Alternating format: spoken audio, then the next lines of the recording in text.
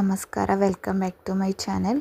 ಇದು ಬಂದುಬಿಟ್ಟು ಅಕ್ಷಯ ಅಮಾವಾಸ್ಯೆಯ ವ್ಲಾಗ್ ಆಗಿರುತ್ತೆ. ನಾನು ಮಾರ್ನಿಂಗ್ ಎದ್ದು ಅಮಾವಾಸ್ಯೆ ಇರೋದ್ರಿಂದ ಬೆಳಗ್ಗೆನೇ ಪೂಜೆನ ಮಾಡ್ತಾಯಿದ್ದೀನಿ. ಅಂದರೆ ಅಕ್ಷಯ ತೃತೀಯ ಅಂತಂದ್ರೇ ಅದು ಬರೀ ಕೇವಲ ಶಾಪಿಂಗ್ ಮಾಡೋದಕ್ಕೆ, ದಾನ ಮಾಡೋದಕ್ಕೆ ಅಥವಾ ಬೇರೆನೇನಾದ್ರು ಖರೀದಿ ಮಾಡೋದಕ್ಕಲ್ಲದೆ ಒಂದು ಒಳ್ಳೆ ಸೂಕ್ತವಾದ ದಿನವೂ ಹೌದು. ಆ ದಿನದಲ್ಲಿ, ಅಕ್ಷಯ ತೃತೀಯ ದಿನದಲ್ಲಿ ಲಕ್ಷ್ಮೀ, ಕುಬೇರ ಮತ್ತು ಗಣೇಶನನ್ನು ಪೂಜಿಸುವುದಕ್ಕೂ ಅತ್ಯಂತ ಮಂಗಳಕರವಾದ ದಿನ. ಅದಕ್ಕಿಂತ ಮುಂಚೆ, ಅಕ್ಷಯ ತೃತೀಯಗಿಂತ ಮುಂಚೆ ಬರೋದೇ ಅಕ್ಷಯ ಅಮಾವಾಸ್ಯೆ.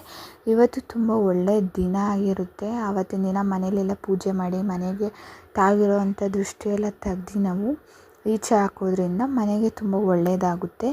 ಅಕ್ಷಯ ತೃತೀಯ ದಿನ ಏನೇನೆಲ್ಲ ಮಾಡಬೇಕು ಅನ್ನೋದ್ರ ಬಗ್ಗೆಯೂ ನಾನು ಇನ್ಫಾರ್ಮೇಷನ್ನ ಕೊಡ್ತಾಯಿದ್ದೀನಿ ಈ ಬ್ಲಾಗಲ್ಲಿ.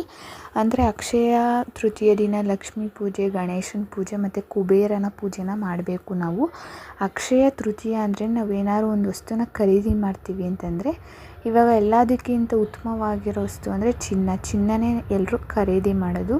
ಅಂದರೆ ಅದು ಅಕ್ಷಯವಾಗಿ ನಮ್ಮ ಜೊತೆನೇ ಉಳ್ಕೊಳ್ಳುತ್ತೆ ಕೊನೆ ತನಕ ಅನ್ನೋದೇ ಇದ್ರದ್ದು ಉದ್ದೇಶ ಆಗಿರುತ್ತೆ. ಕುಬೇರನ ಪೂಜೆ ಮಾಡಿ ಕುಬೇರ ಮಂತ್ರನ ನಾವು ಪಠನೆ ಮಾಡಬೇಕಾಗುತ್ತೆ. ಓಂ ಶ್ರೀಂ ಓಂ ಹೀಂ ಶ್ರೀಂ ಓಂ ಹೀಂ ಶ್ರೀಂ ಕ್ಲೀಂ ವಿತ್ತೇಶ್ವರಾಯ ನಮಃ ಅಂತ ಆ ಮಂತ್ರನ ಹೇಳ್ಕೋಬೇಕು. ಪೂಜೆ ಎಲ್ಲ ಮಾಡಬೇಕಾದ್ರೆ ತುಂಬ ಒಳ್ಳೆಯದು.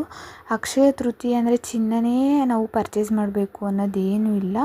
ಅದ್ರ ಬದಲಾಗಿ ನಾವು ಮಣ್ಣಿನ ಪಾತ್ರೆಗಳು, ಹಿತ್ತಾಳೆ ಪಾತ್ರೆ ಅಥವಾ ಹಳದಿ ಸಾಸಿವೆ ಅಂಥವನ್ನೆಲ್ಲ ನಾವು ಪರ್ಚೇಸ್ ಮಾಡಿದ್ರೆ ತುಂಬಾ ಒಳ್ಳೆಯದು. ಇವತ್ತಿನ ದಿನ ಏನೇನು ನಾವು ಪರ್ಚೇಸ್ ಮಾಡಬಾರ್ದು ಅಂತ ಅಂದರೆ ಅಲ್ಯೂಮಿನಿಯಂ, ಪ್ಲಾಸ್ಟಿಕ್ ವಸ್ತುಗಳು ಮತ್ತು ಕಪ್ಪು ಬಟ್ಟೆ, ಮುಳ್ಳಿನ ಗಿಡ, ಆ ಥರದ್ದೆಲ್ಲ ನಾವು ಖರೀದಿನ ಮಾಡಬಾರ್ದು. ಇದು ಬಂದುಬಿಟ್ಟು ಹಬ್ಬವನ್ನು ವೈಶಾಖ ಮಾಸದ 3ನೇ ದಿನದಂದು ಆಚರಿಸಲಾಗುತ್ತದೆ. ಈ ವರ್ಷ ಏಪ್ರಿಲ್ 21ರಂದು ಸಂಜೆ 5:31ಕ್ಕೆ ಪ್ರಾರಂಭವಾಗಿ ಮರುದಿನ ಅಂದರೆ ಏಪ್ರಿಲ್ 30ರಂದು ಮಧ್ಯಾಹ್ನ 2:12ಕ್ಕೆ ಕೊನೆಗೊಳ್ಳುತ್ತದೆ ಈ ಅಕ್ಷಯ ತೃತೀಯ. ಇದು ಚಿನ್ನ, ಬೆಳ್ಳಿ ಆಭರಣಗಳನ್ನು ಖರೀದಿಸುವುದು ಶುಭ. ಹೀಗೆ ಮಾಡುವುದರಿಂದ ವರ್ಷವಿಡೀ ಆರ್ಥಿಕ ಲಾಭ ಪಡೆಯುವ ಸಾಧ್ಯತೆ ಇರುತ್ತದೆ. ಮಣ್ಣಿನ ಪಾತ್ರೆ ಖರೀದಿಸುವುದರಿಂದ ಒಬ್ಬ ವ್ಯಕ್ತಿಗೆ ಎಂದಿಗೂ ಕೂಡ ಹಣದ ಕೊರತೆ ಉಂಟಾಗಲ್ಲ ಎಂದು ನಂಬಲಾಗಿದೆ. ಇನ್ನೊಂದೇನೆ, ಅಕ್ಷಯ ತೃತೀಯ ದಿನ ಬರೀ ಪೂಜೆ ಮಾಡೋದಲ್ಲದೆ ಪಿತೃದೇವತೆಗಳಿಗೆ ನೈವೇದ್ಯ ಅರ್ಪಿಸುವುದು ಮತ್ತು ಪಿತೃ ದೋಷ ನಿವಾರಣೆಯೂ ಆಗಿ ಆಶೀರ್ವಾದನೂ ಕೂಡ ನಾವು ಪಡೆಯಬಹುದು ಆವತ್ತಿನ ದಿನ. ಇದಿಷ್ಟು ಅಕ್ಷಯ ತೃತೀಯ ಅದು ಇನ್ಫಾರ್ಮೇಷನ್ ಆಗಿರುತ್ತೆ. ನೀವು ಇನ್ಯಾವುದೇ ಈ ಮನೇಲಿ ಈವೆಂಟ್ ಇರ್ಬೋದು ಅಥವಾ ಪೂಜೆ ಇರ್ಬೋದು, ಗಣೇಶನಿಗೆ ಯಾವ ಥರ ಡೆಕೋರೇಷನ್ ಮಾಡ್ಬೋದು, ಸಿಂಪಲ್ಲಾಗಿ ನೇಚರಲ್ಲಿ ಸಿಗೋವಂಥ ಐಟಮ್ಸ್ನೆಲ್ಲ ಯೂಸ್ ಮಾಡಿಕೊಂಡು ಯಾವ ರೀತಿ ಡೆಕೋರೇಷನ್ ಮಾಡ್ಬೋದು ಅನ್ನೋದು ನಾನು ತೋರಿಸ್ಕೊಡ್ತಾ ಇದ್ದೀನಿ. ನಂದು ಪೂಜೆ ಎಲ್ಲ ಮುಗೀತು. ಇವತ್ತಿನ ತಿಂಡಿಗೆ ನಾನು ಬಿಸಿಬೇಳೆಭಾತನ್ನ ಮಾಡ್ತಾ ಇರೋವಂಥದ್ದು.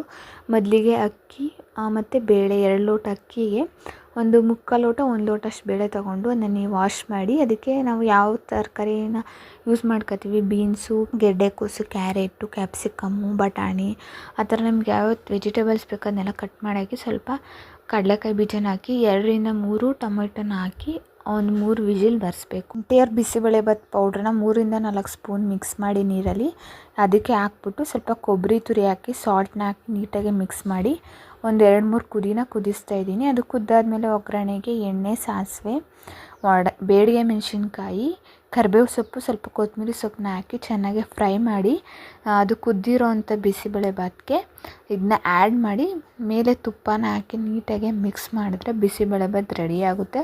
ನೀವು ಇದ್ರ ಜೊತೆ ಖಾರ ಬೂಂದಿ ಅಥವಾ ಚಿಪ್ಸ್ನ ಇಟ್ಕೊಂಡು ತಿನ್ಬೋದು. ಇದಿಷ್ಟು ನನ್ನ ಅಕ್ಷಯ ಅಮಾವಾಸ್ಯೆಯ ವ್ಲಾಗ್ ಆಗಿರುತ್ತೆ. ಪ್ಲೀಸ್ ನನ್ನ ಚಾನಲ್ನ ಸಬ್ಸ್ಕ್ರೈಬ್ ಮಾಡಿ, ಶೇರ್ ಮಾಡಿ. Thank you for watching.